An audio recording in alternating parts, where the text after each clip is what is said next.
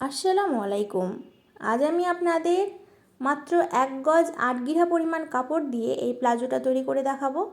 তো আপনি যদি সেলাইয়ের কাজে একদম নতুন হয়ে থাকেন, তারপরে ভিডিওটা দেখার পর খুব সহজে এই প্লাজোটা তৈরি করতে পারবেন। প্লাজোটা তৈরি করার জন্য আমি 3 হাত বহরের লিলেন কাপড় নিয়েছি। এটা আমাদের 1.5 গজ পরিমাণ আছে। তবে আমাদের প্লাজো করতে লাগবে 1 গজ 8 গিরা পরিমাণ। বাকি কাপড়টা আমি আমার কুর্তিতে লাগিয়ে নিয়েছি। তো আপনারা যদি শুধু প্লাজো বানাতে চান তাহলে 1 গজ 8 গিরা পরিমাণ কাপড় নেবেন। কাপড়টাকে আমরা প্রথমে 2 ফোল্ড করে ভাঁজ করলাম। ভাঁজ করে নেওয়ার পর এ সাইড থেকে যে বন্ধ কাপড়টা আছে সেটা আবারও আরেক ফোল্ড করে ভাঁজ করলাম, অর্থাৎ টোটাল 4 ফোল্ড করে কাপড়টাকে ভাঁজ করে নিলাম। দেখুন কাপড়ের খোলা কাপড় আছে 2টা এবং বন্ধ কাপড় 2টা, অর্থাৎ 4 ফোল্ড।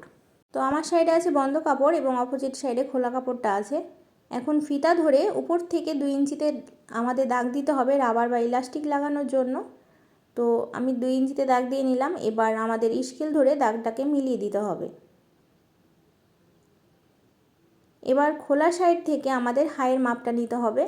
তো আমাদের হাইয়ের মাপটা আমাদের এখানে 13 ইঞ্চি নিতে হবে। তো সালোয়ারটা যতটুকু লম্বা হয় তার 3 ভাগের 1 ভাগ আমাদের হাই নিতে হয়। তো 13 ইঞ্চিতে আমরা এখানে দাগ দিয়ে নিলাম। এবার এই সাইড থেকেও দাগ দিয়ে আমরা দাগ দুইটাকে মিলিয়ে দিচ্ছি।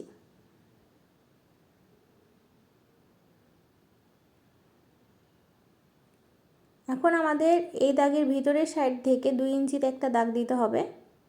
আমি এখানে কলি লাগাচ্ছি না, তবে আপনারা যদি কলি দিয়ে প্লাজো তৈরি করা দেখতে চান তো অবশ্যই কমেন্ট করে জানাবেন, তাহলে আমি নেক্সট ভিডিওতে আপনাদের কলি দিয়ে কিভাবে প্লাজো করতে হয় সেটা দেখিয়ে দিব। তো 2 ইঞ্চিতে আমরা এখানে বক্স করে নিলাম। এবার নিচের যে অংশটা দেখুন, নিচের অংশে আমাদের এভাবে করে শেপ কাট দিয়ে আপনারা রাউন্ড করে দিতে পারেন অথবা হাতের সাহায্যেও করে দিতে পারেন, কোনো প্রবলেম নাই। এখন আমাদের যে লম্বার মাপটা সেটা নিতে হবে। তো উপরে যে রাবারের মাপটা সেটা বাদ দিয়ে আমাদের লম্বার মাপটা নিতে হবে। তো দেখুন এই দাগের নিচ থেকে আমরা লম্বার মাপটা নিচ্ছি। তো আমাদের লম্বা হচ্ছে 38, আমরা 2 ইঞ্চি বাড়িয়ে নিব, তারপর 40 ইঞ্চিতে দাগ দিয়ে নিব। তো আপনারা যতটুকু লম্বা নিতে চাচ্ছেন তার চাইতে 2 ইঞ্চি বাড়িয়ে নেবেন, কারণ নিচের অংশটা আমাদের 2 ইঞ্চি ফোল্ড হবে। এখন আমরা দাগগুলা স্কেল দিয়ে মিলিয়ে দিচ্ছি।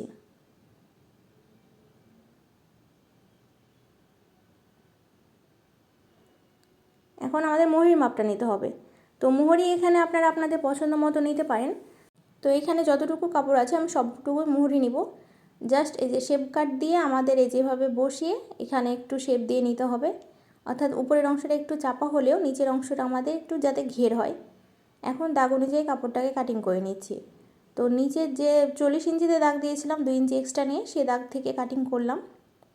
যারা মোহরি বেশি পরতে পছন্দ করেন না তারা মোহরিটা 12 ইঞ্চি নেবেন এবং হাইয়ের অংশের সাথে স্কেল দিয়ে মিলিয়ে দেবেন এবং কাটিং করে নেবেন, তাহলে কিন্তু আপনাদের কমফোর্টেবল একটা প্লাজো হয়ে যাবে, কোনো প্রবলেম হবে না।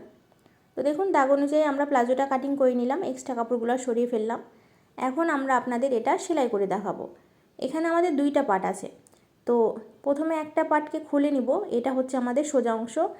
এই কাপড়ের ওপর আমাদের অন্য যে কাপড়টা আছে সেটাকে উল্টো করে বসাবো। উল্টো করে বসিয়ে নেওয়ার পর 2টা হাইয়ের কাপড় একসাথে মিলিয়ে ধরে আমাদের এখানে সেলাই করে নিতে হবে। তো একদম উপর থেকে মিলিয়ে হাই পর্যন্ত সেলাই করে নিচ্ছি। তো দেখুন সেলাই করে নিয়েছি আমি অফ ক্যামেরায়। এখন আমাদের 2টা পায়ের কাপড় আলাদা করে নিতে হবে। এখানে আমাদের 2টা যে হাইয়ের কাপড় আছে সেটা আমাদের সামনাসামনি হবে এবং 2টা পা আলাদা হয়ে যাবে। এখন আমাদের কি করতে হবে, 2টা পা আলাদা করে মিলাতে হবে এবং একটা মোহরি থেকে ঘুরিয়ে অন্য মোহরি পর্যন্ত সেলাই করতে হবে, তাহলে আমাদের 2টা পা আলাদা হয়ে যাবে। তো তার আগে আমরা মোহরির অংশটা 2বার ফোল্ড করে ভাঁজ করে সেলাই করে নিব, তাহলে আমাদের সেলাই করতে সুবিধা হবে। তো আমি সেলাইয়ের জন্য চলে এসেছি। তো কাপড়টাকে আমরা প্রথমে উল্টো করে খুলে নিলাম, এটা হচ্ছে মোহরির অংশ। তো প্রথমে কাপড়টাকে 1/2 ইঞ্চি উল্টে নিব, তারপর আরও একবার ফোল্ড করে ভাঁজ করব, একটু চওড়া করে ভাঁজ করব, তারপর এই কাপড়টার উপর দিয়ে একটা সেলাই দিয়ে নিব, তাহলে কিন্তু আমাদের মোহরির কাপড়টা রেডি হয়ে যাবে। তো মোহরির কাপড়টা কিন্তু একটু চওড়া হয় প্লাজোর ক্ষেত্রে। এভাবে করে মোহরিটা যদি করেন তাহলে আপনাদের প্লাজোটা পরতে ভালো লাগবে।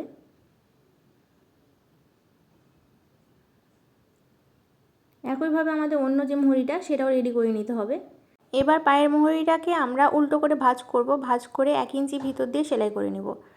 তো এই যে দেখুন আমি এক পায়ের মোহরি থেকে সেলাইটা শুরু করব এবং পুরোটা ঘুরিয়ে সেলাই করে অন্য পায়ের মোহরিতে গিয়ে আমরা সেলাইটা শেষ করব, তাহলে কিন্তু আমাদের 2টা পা আলাদা হয়ে যাবে। তো আপনারা একটু লক্ষ্য করলেই বুঝতে পারবেন। তো এই যে দেখুন, এটা হচ্ছে হাইয়ের অংশ, আমরা মিডিল পয়েন্টে চলে এসেছি। এবার এদিকে ঘুরিয়েও একদম শেষ মোহরি পর্যন্ত আমাদের সেলাইটা করতে হবে। তো দেখুন সেলাইটা হয়ে গেছে। তো আমাদের দুইটা পা আলাদা হয়ে গেছে। এখন আমাদের উপরের দিকে রাবার লাগাতে হবে। তো প্রথমে আমরা অল্প পরিমাণ অর্থাৎ 1/2 ইঞ্চি পরিমাণ কাপড় উল্টো সাইডে উল্টিয়ে পুরোটা ঘুরিয়ে সেলাই করে নেব। তো এভাবে যদি আপনারা সেলাই করে নেন তাহলে আপনাদের রাবার লাগাতে সুবিধা হবে।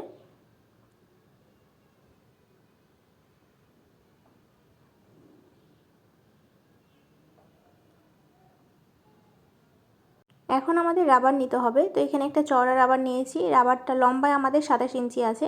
আপনাদের কোমর যতটুকু হবে তার চাইতে 6 ইঞ্চি কম করে আপনারা এই রাবারটা নিয়ে নেবেন। তো এখন রাবারের দুইটা মাথা একসাথে ধরে আমরা এখানে মেশিনের সাহায্যে লক করে নিব। তো পিছনের হ্যান্ডেলটা একটু চেড়ে ধরে কয়েকবার এভাবে করে সেলাই করলে কিন্তু এটা লক হয়ে যাবে। তো দেখতে পাচ্ছেন এটা আমাদের লক হয়ে গেছে। এবার প্লাজোর কাপড়টা নিলাম। এখন দেখুন উল্টো সাইডে আমাদের এটা বসাতে হবে। বসিয়ে কাপড়টাকে উল্টিয়ে এই যে রাবারটা এভাবে করে ঢেকে দিতে হবে। তো রাবারের বাইরের দিকেও আমাদের কিছুটা পরিমাণ কাপড় এক্সট্রা থাকা লাগবে, কারণ সেই কাপড়ের উপর দিয়েই সেলাইটা হবে। আমাদের রাবারের উপর কিন্তু কোনো সেলাই হবে না। দেখুন রাবারটার পুরাটা কাভার করে জাস্ট আমাদের কাপড়ের উপর দিয়ে সেলাই হবে এবং রাবারটা ভিতরের দিকে চলে যাবে। তো আমরা এভাবে করে পুরোটা ঘুরিয়ে এই রাবারটা সেলাই করে নিব।